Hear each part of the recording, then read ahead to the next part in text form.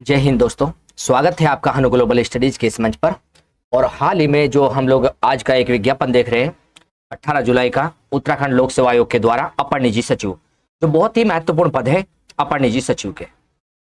अपर निजी सचिव के जो बहुत महत्वपूर्ण पद है, इन्हें देखकर चले। आज ही विज्ञापन जारी हुआ है और क्या बेस है, क्या योग्यता है, क्या पेपर होगा, किस प्रकार से होगा और कब पेपर होना है, सारी बातों पर हम लोग चर्चा करते हैं। कितनी एज रखे, कितना शुल्क है, यहाँ पर सब बातों को हम लोग देखते हैं इसमें जरा। विज्ञापन प्रकाशन की तिथि हम लोग कहते हैं 18 जुलाई है, 18 जुलाई 2024। और फॉर्म भरने की, पत्र भरने की अंतिम तिथि 7 अगस्त 2024 और परीक्षा शुल्क जमा करने की अंतिम तिथि भी 7 अगस्त 2024 ही है। और संशोधन या परिवर्तन, अगर ऑनलाइन फॉर्म में आपके कोई दिक्कत हो गई है फॉर्म में, तो उसमें कोई परिवर्तन करना है, चेंज करना है, वहां पर 12 अगस्त से 21 अगस्त 2024 के मध्य आप लोग कर सकते हो, यदि फॉर्म में भरने में कोई भी प्रॉब्लम हो जाती है। सबसे पहली बात तो यह है कि कोई प्रॉब्लम होनी चाहिए, यदि फिर भी गलती से हो जाती है तो आप लोग इसे चेंज कर सकते हो, चीजों को सही कर सकते हो। देखो जरा इंपोर्टेंट जो बातें उन पर बात करेंगे केवल। देखिए इसमें जरा हम लोग जो चीजें देख रहे हैं, आइए आप ये देखो, ये जो पद निकले हैं अपर निजी सचिव के, बहुत ही महत्वपूर्ण पद है अपर निजी सचिव। अपर निजी सचिव कहां पर रखे जाएंगे? उत्तराखंड सचिवालय में और उत्तराखंड लोक सेवा आयोग में रखे जाएंगे, समूह ज्ञ के अंतर्गत। कुल पदों की संख्या 99 है, कुल पदों की संख्या 99 है। और प्रथम चरण की परीक्षा आयोग द्वारा जारी परीक्षा कैलेंडर के अनुसार अक्टूबर माह 2024 में होगी। पहली जो परीक्षा होगी प्रथम चरण की, हम लोग कहेंगे अक्टूबर माह में होगी 2024 में। इसमें शॉर्ट हैंड होगी और टाइपिंग टेस्ट होगा पहली परीक्षा में। और द्वितीय चरण की परीक्षा में के संबंध में सूचना यथा समय प्रत्यक्ष से आयोग की वेबसाइट या दैनिक समाचार पत्रों के माध्यम से आपको मिल जाएगी। तो पहली परीक्षा अभी जो 18 जुलाई में आपका विज्ञापन आया है अपर निजी सचिव का, इसके प्रथम चरण की परीक्षा अक्टूबर माह में ही हो जाएगी। तो आप लोग देखो, जुलाई है, आप जुलाई तो समझो कि समाप्त होने की कगार पर है बिल्कुल जी। अगस्त सितंबर आपके पास है बस, उसके बाद अक्टूबर आ रहा है। अब देखो जरा रिक्तियों का विवरण। उत्तराखंड सचिवालय और उत्तराखंड लोक सेवा आयोग कार्यालय में अपर निजी सचिव के पद है। इनमें कुल संख्या 99 है, 99 है पदों की संख्या। और पदों को देखो जरा किस प्रकार से है, आइए। सचिवालय, उत्तराखंड सचिवालय में अपर निजी सचिव के हम लोग कहेंगे आरक्षण वाले पद भी, रिक्त पद कितने हैं, उत्तराखंड महिला के कितने हैं, ये देखकर चलेंगे। अनारक्षित देखेंगे 37 पद है, सामान्य जाति के आरक्षित यहाँ पर जी। और महिलाओं के कितने हैं जी? 11 पद है महिलाओं के। अन्य पिछड़ा वर्ग के कितने हैं? 20 पद है। और महिलाओं के कितने जी? अन्य पिछड़ा वर्ग में 2 है। महिलाओं के सामान्य में 11 है और यहाँ पर कुल पद कितने? 37। अनुसूचित जनजाति के पद कुल 6 है, महिलाओं के नहीं है। अनुसूचित जाति में जो पद पढ़ेंगे कुल 28 है और महिलाओं का 1 पद है अनुसूचित जाति में। अनाथ बच्चों के देखिए जरा कितने पद है, और देखो यहाँ पर दिव्यांग को कितना आरक्षण मिलेगा? 5%। और अनाथ बच्चों के पद भी देखिए जरा कितने, उत्तराखंड में अनाथ बच्चों के 2 पद मिले हैं। भूतपूर्व सैनिक के लिए 4 पद है। सीएफएफ के लिए कितने हैं जी? 1 पद दिया है। यहाँ पर हम लोग उत्तराखंड सचिवालय में इन पदों को देखकर चल रहे हैं अपर निजी सचिव के। आगे आर्थिक रूप से कमजोर वर्ग के उत्तराखंड सचिवालय में कितने हैं? तो 5 पद है। और महिलाओं के कितने हैं आर्थिक रूप से कमजोर में? 1 पद है। तो कुल कितने पद हो गए हैं अपर निजी सचिव के सचिवालय में? 96 पद सचिवालय में है अपर निजी सचिव के। और उनमें से 15 पद महिलाओं के हैं अपर निजी सचिव में, सचिवालय में जो महिलाएं 15 है। अपर निजी सचिव के उत्तराखंड लोक सेवा आयोग में अनारक्षित सामान्य का 1 पद है, ओबीसी का 1 पद है। लोक सेवा आयोग में यहां पर देखकर चलेंगे, महिलाओं का कुछ नहीं है, ओबीसी का भी नहीं है, और किसका भी नहीं है, हम लोग देखेंगे सामान्य का भी नहीं है। अनुसूचित जाति का कोई, जनजाति का महिलाओं का लोक सेवा आयोग में कुछ नहीं। अनुसूचित जाति का लोक सेवा आयोग में 1 पद है। और आर्थिक रूप से कमजोर वर्ग का भी लोक सेवा आयोग में कोई पद नहीं है वहां पर लोक सेवा आयोग में, एपीएस का, अपर निजी सचिव का लोक सेवा आयोग में। तो कुल पद लोक सेवा आयोग में 3 रखे गए हैं, कुल पद जी। अब हम लोगों ने कुछ मुख्य बातें जान ली है, उसी से संबंधित आगे बातें भी हम लोग देख लेते हैं जो मुख्य बातें हैं। आइए, पद नाम है जी अपर निजी सचिव। कुछ मेन पॉइंटों पर बात कर रहे हैं केवल हम, जो पेपर के लिए आवश्यक है। पद नाम हमारा अपर निजी सचिव है। और विभाग कौन कौन सा है? उत्तराखंड सचिवालय प्रशासन विभाग और उत्तराखंड लोक सेवा आयोग।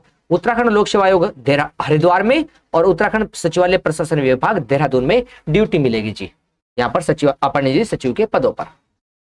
देखो पदों की कुल संख्या 99 है। वेतनमान कितना है? 47,600 से लेकर 1,51,100 तक। लेवल कौन सा है? 8 नंबर की जॉब, लेवल 8 की जॉब है जी, बहुत अच्छी जॉब है जी अगर हम लोग देखकर चले। और देखो पद का स्वरूप कैसा है? अराजपत्रित अंशदायी पेंशन युक्त है, पेंशन मिलेगी।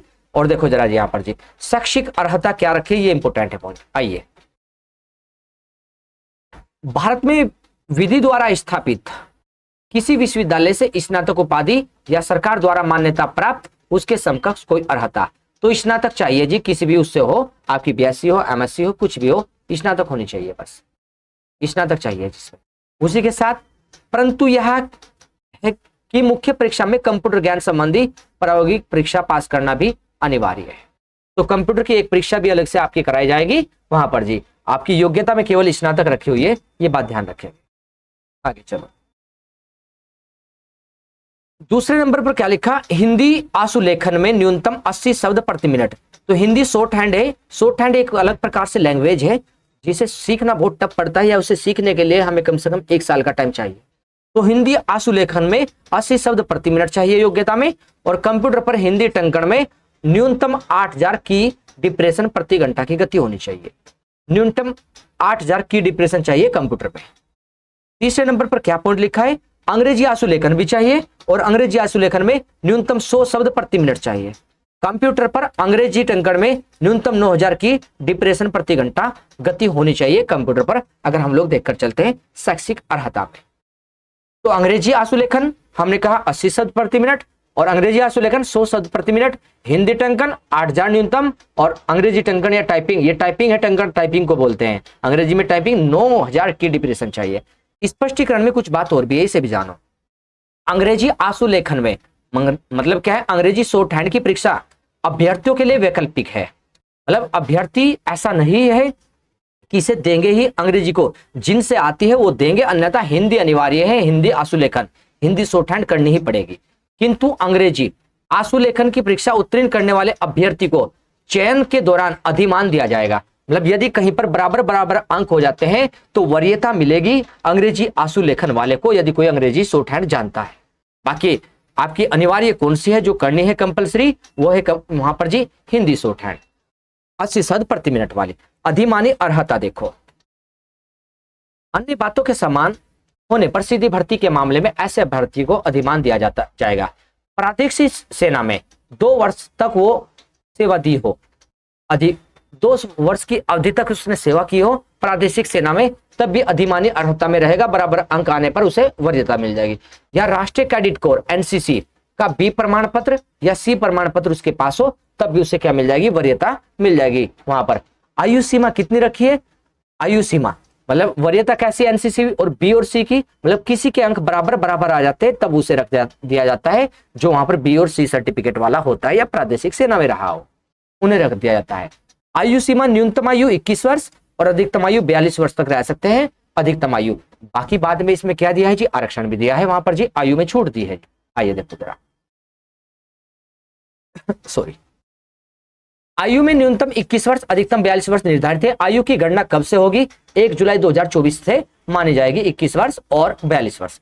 अर्थात 1 जुलाई 2024 को अभ्यर्थी की न्यूनतम आयु 21 वर्ष से कम तथा अधिकतम 42 वर्ष से अधिक नहीं होनी चाहिए। अर्थात अभ्यर्थी का जन्म 2 जुलाई 1982 के पहले और 1 जुलाई 2003 के पश्चात नहीं होना चाहिए।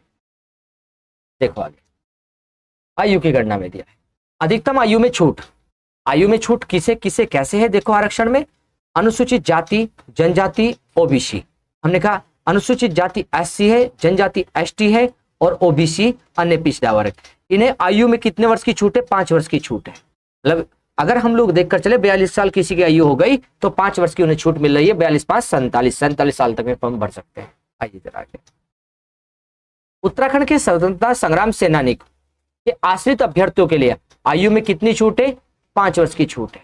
उत्तराखंड के दिव्यांग जन अभ्यर्थियों के लिए शासन आदेश में दिव्यांग जन को कितने छूट है? आयु में 10 वर्ष की छूट मिली है आयु में। हम लोग देखकर चलेंगे जरा।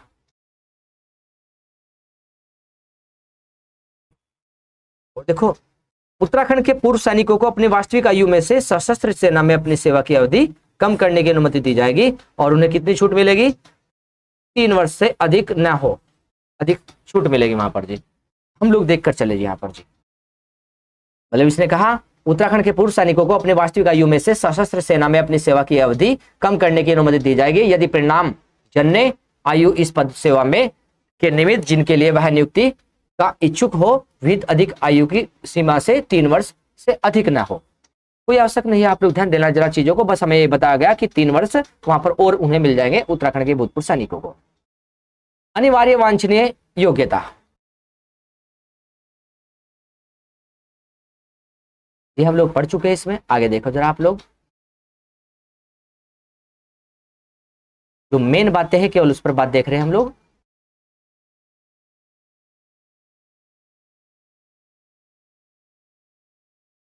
देखिए जी, फॉर्म भरने के दौरान आवेदन शुल्क कितना लग रहा है, आवेदन शुल्क, प्रोसेसिंग शुल्क टैक्स सहित कितना हो जाएगा और कुल शुल्क कितना हो जाएगा।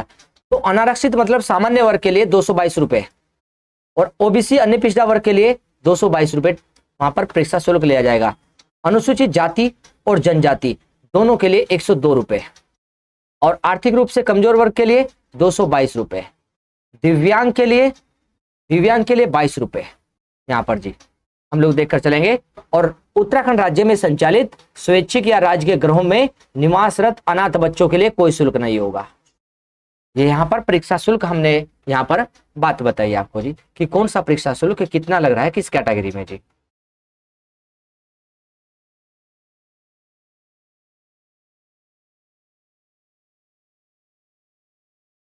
देखिए कुछ महत्वपूर्ण पॉइंटों की बात करते हैं इसमें, और भी हम जो इसमें दिए होंगे आगे चेक करते हैं जो पेपर के लिए आप में आवश्यक पड़े। आइए जरा हम लोग देखते हैं परीक्षा किस प्रकार से। हमने कहा उत्तराखंड सचिवालय लोक सेवा आयोग में अपर निजी सचिव के 2024 पर हेतु परीक्षा योजना निम्नवत है। प्रथम चरण की परीक्षा, प्रथम चरण में क्या कहेगा आइए देखते हैं जरा। प्रथम चरण में 5 पॉइंट है। प्रथम चरण में 1, 2, 3, 4 और 5, पांचों में एक में हिंदी टंकण मतलब हिंदी टाइपिंग, फिर अंग्रेजी टाइपिंग, फिर कंप्यूटर का परीक्षा होगी और उस कंप्यूटर टेस्ट होगा जी 100 नंबर का होगा, और फिर हिंदी शॉर्ट हैंड, फिर अंग्रेजी शॉर्ट हैंड होगी। तो 5 परीक्षा होगी। जानिए जरा हिंदी टंकण हम लोग पढ़कर चलेंगे, 15 अंक की है, 10 मिनट का टाइम मिलेगा हिंदी टंकण हिंदी टाइपिंग के लिए। अंग्रेजी टाइपिंग के लिए 15 नंबर है और 10 मिनट का टाइम मिलेगा। कंप्यूटर ज्ञान परीक्षा के लिए 100 नंबर है और 1.5 घंटे का 1 घंटा 30 मिनट का टाइम मिलेगा। हम लोग देखकर चलेंगे इसमें। उसी के साथ जरा देखेंगे हिंदी आशुलिपिक शॉर्ट हैंड 135 अंकों की है, 5 मिनट 35 मिनट अलग से मिलेगी। 5 मिनट में क्या होगा और 35 मिनट में क्या होगा हम लोग देखकर चलेंगे। 5 मिनट तक आपको एक डिक्टेशन बोली जाएगी और फिर 5 मिनट में आप उसे लिखोगे डिक्टेशन को, फिर उसे कंप्यूटर में टाइप करोगे। तो ये 35 मिनट का टाइम मिलेगा आपको कंप्यूटर में टाइप करने का और 5 मिनट आपको एक डिक्टेशन बोली जाएगी। मतलब एक पैरा आपको बोला जाएगा 5 मिनट के अंदर और जितनी भी लाइनें उसकी होगी 400 वर्ड होंगे तो वे लिखने होंगे आपको 5 मिनट के अंदर और लिखने के बाद उसे कंप्यूटर पर टाइप करना होगा 35 मिनट में। हम लोग इसे देखकर चलेंगे और फिर 135 अंक आएंगे। फिर वहां पर देखेंगे अंग्रेजी शॉर्ट हैंड के 5 मिनट और 35 मिनट इसमें भी है दिया है। हम लोग देखकर चलेंगे 5 मिनट में आपको अंग्रेजी में बोला जाएगा जी वहां पर जी एक पैराग्राफ डिक्टेशन और उसी के साथ उसे फिर टाइप करना पड़ेगा आपको वहां पर अंग्रेजी टाइपिंग में 35 मिनट के अंदर। लेकिन ये बात बताई गई है कि अधिमानी अर्हता हेतु वैकल्पिक प्रश्न पत्र है ये अंग्रेजी वाला। मतलब आप लोग ध्यान देकर चलना, अनिवार्य तो ये 4 है, ये 4 तो करने ही करने हैं पास। बाकी आपसे 5वां नहीं भी आता है तो कोई बड़ी बात नहीं है, आप लोग दूसरे पेपर में बैठ सकते हो फिर जाकर जी। अगर इन 4 में से एक भी पास नहीं किया तो दूसरे पेपर में नहीं बैठोगे। प्रथम चरण की परीक्षा पास नहीं होने की आपकी, अगर आप लोगों ने इनमें से कोई भी एक परीक्षा नहीं पास की। देखो जरा, लेकिन अंग्रेजी आशुलेखन भी अगर किसी पे आता है तो उसे वरीयता मिल जाएगी आगे। जब कभी किसी के नंबर बराबर बराबर हो जाए तो फिर अंग्रेजी आशुलेखन वाले को रख लेते हैं आगे जी। देखो जरा,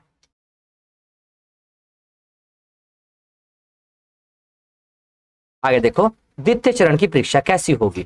हमने कहा वस्तुनिष्ठ प्रकार की होगी, एमसीक्यू होगी और जिसमें क्या होगा जी सामान्य अध्ययन आएगा। दूसरी परीक्षा में 100 नंबर का पेपर होगा जी सामान्य अध्ययन का। दूसरे चरण की पहली परीक्षा 2 घंटे का टाइम मिलेगा। 100 नंबर की परीक्षा है, 2 घंटे का टाइम मिलेगा और उसी में एक पेपर और होना है निबंध का और आलेख का। यह वर्णनात्मक है, वस्तुनिष्ठ नहीं है, मतलब लिखा जाएगा, लिखित होगी ये परीक्षा। आपको वहां पर लिखना पड़ेगा, प्रश्न आपको मिलेगा लिखना पड़ेगा। तो निबंध और आलेखन ये भी 100 अंकों का है, तो इसमें 3 घंटे का टाइम आपको दिया जाएगा यहाँ पर जी।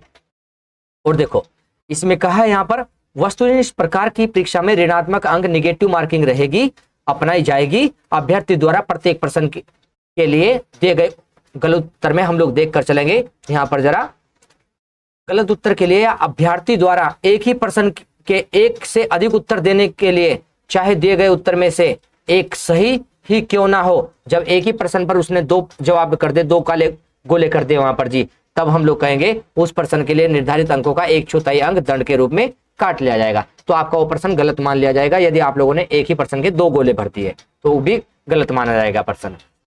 तो हमने कहा कि 4 प्रश्न गलत करने पर एक सही प्रश्न भी आपका निगेटिव मार्किंग में चला जाएगा। इसका मतलब ये हो गया, ये 4 प्रश्न तो सही थे, बाकी एक गलत हो गया तो एक वहां से माइनस हो जाएगा आपका जी। तो 1/4 अंक इस प्रकार कटेंगे।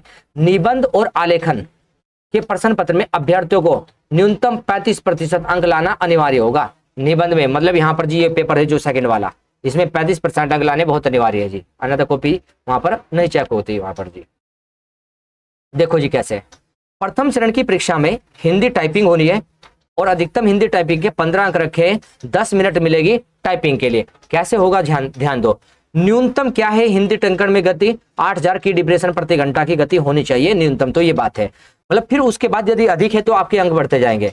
देखो जरा यहां पर ध्यान देना, 8000 से 8999 की यदि की डिप्रेशन चल रही है तो 10 अंक आपको मिलेंगे। 9000 से 10499 तक की डिप्रेशन टाइपिंग में है, 11 अंक। 10500 से 11099 तक डिप्रेशन में आपको 12 अंक मिलेंगे। और 12000 से 13499 तक है तो 13 अंक प्राप्त करोगे आप।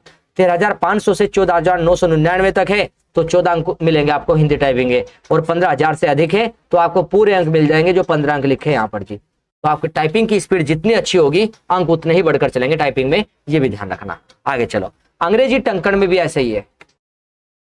अंग्रेजी टंकण में न्यूनतम अंग्रेजी टंकण 9000 रखी है, 10 मिनट का टाइम मिलेगा। अधिकतम अंक अंग्रेजी टंकण के टाइपिंग के भी कितने 15 अंक है और 10 मिनट का टाइम इसमें मिलेगा।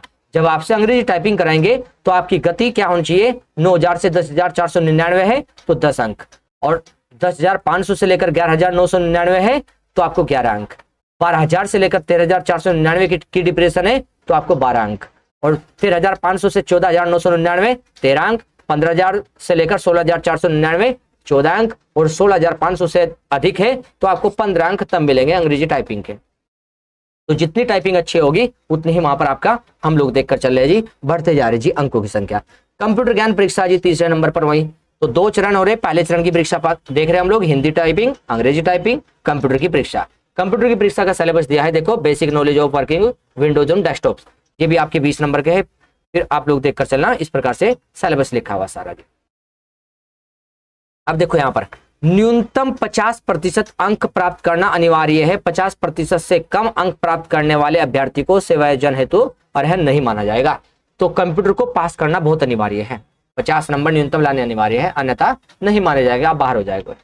देखो जरा हिंदी शॉर्ट हैंड, देखो हिंदी आइसोलेशन अधिकतम कितने अंकों की 135, कितना टाइम मिलेगा 5 मिनट और 35 मिनट। कैसे होगा ये सब काम, अपर निजी सचिव पद हेतु 80 शब्द प्रति मिनट की गति होनी आवश्यक है। अभ्यर्थी से अपेक्षा की जाएगी कि वे उक्त निर्धारित गति 5 मिनट की अवधि में बोले गए हिंदी गद्यांश का 5 मिनट के लिए आपको हिंदी गद्यांश बोला जाएगा जी, 5 मिनट के लिए हिंदी गद्यांश बोला जाएगा, उसी स्पीड से आपको लिखना होगा शॉर्ट हैंड में उसे। और कंप्यूटर द्वारा लिप्यांतरण करें, फिर क्या होगा कंप्यूटर पर उसे टाइपिंग करोगे उस 5 मिनट में जो बोला गया आपको।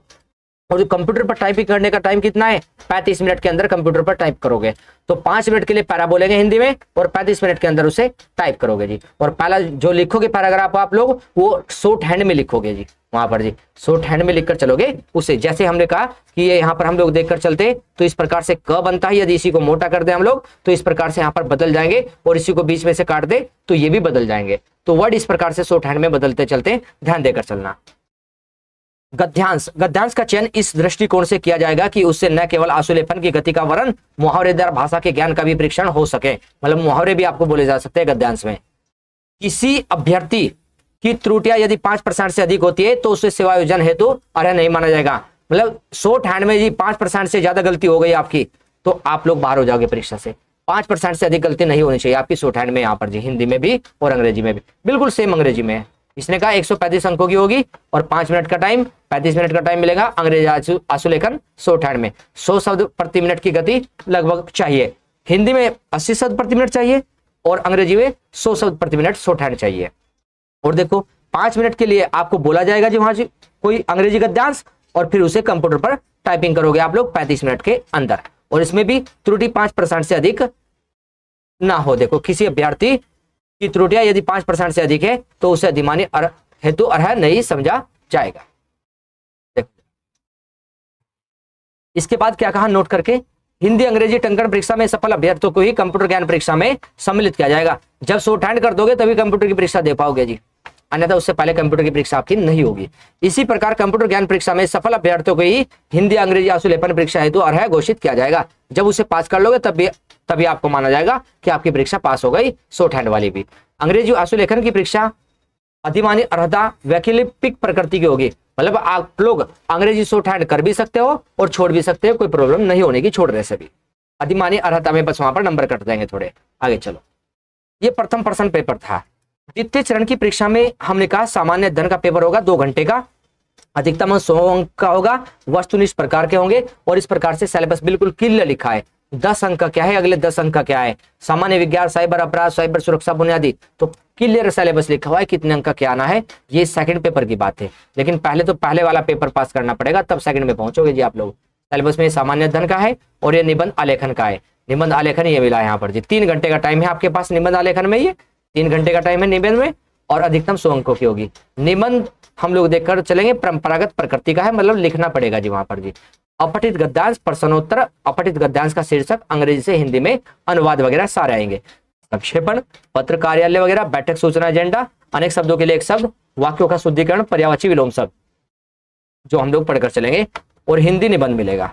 उत्तराखंड में आपदा पर निबंध, रोजगार स्वरोजगार पर, सर्जन संबंधी विषय पर, भ्रष्टाचार रोकथाम पर, डिजिटल इंडिया पर, भारतीय संविधान विषय पर 25 अंक का मिलेगा जी निबंध आपको। देखो दिखा भी है, निबंध एवं आलेखन प्रश्न पत्र में अभ्यर्थियों को न्यूनतम 35% अंक प्राप्त करना अनिवार्य है और प्रश्न पत्र प्रथम और द्वितीय में ऐसे प्रश्न होंगे जो स्नातक से अपेक्षा रखते हो, स्नातक वेश के ही प्रश्न रखे जाएंगे वहां पर जी। तो ये जो मेन इंपोर्टेंट बातें थी हमने अपर निजी सचिव से संबंधित, उन सभी मेन इंपोर्टेंट बातों को आप लोगों के साथ में साझा किया हम लोगों ने। तो आप लोग जो भी इसके योग्य हैं उन लोगों के लिए बहुत अच्छा चांस मिला है शॉर्ट हैंड का जी, क्योंकि शॉर्ट हैंड बहुत बच्चों से नहीं आती है, बहुत सीटें खाली चली जाती है, लेकिन जिन लोगों से आती है वे बहुत अच्छे तरीके से इस बार अच्छे से प्रयास करके उन्हें अपना रिवाइज कर ले चीजों को और कंप्लीट करे। बहुत अच्छा सुनहरा अवसर मिला है जी उन लोगों को इस बार जी भर्ती में जी, और बहुत अच्छे पद है जी। तो मिलते हैं नेक्स्ट क्लासों में, ध्यान रखिए आप लोग और अच्छे से आप लोग तैयारी में जुट जाइए। अभी वैकेंसीज और भी आने वाली है, कनिष्ठ सहायक वगैरह भी, लोअर पीसीएस वगैरह भी, अन्य वैकेंसीज फॉरेस्ट गार्ड और यहाँ पर हम लोग देखेंगे पुलिस वाली पोस्ट भी आपको देखने को मिलेगी। तो मिलते हैं नेक्स्ट क्लासों में आप लोगों से हम लोग इसी प्रकार की सूचनाएं लेकर के। धन्यवाद।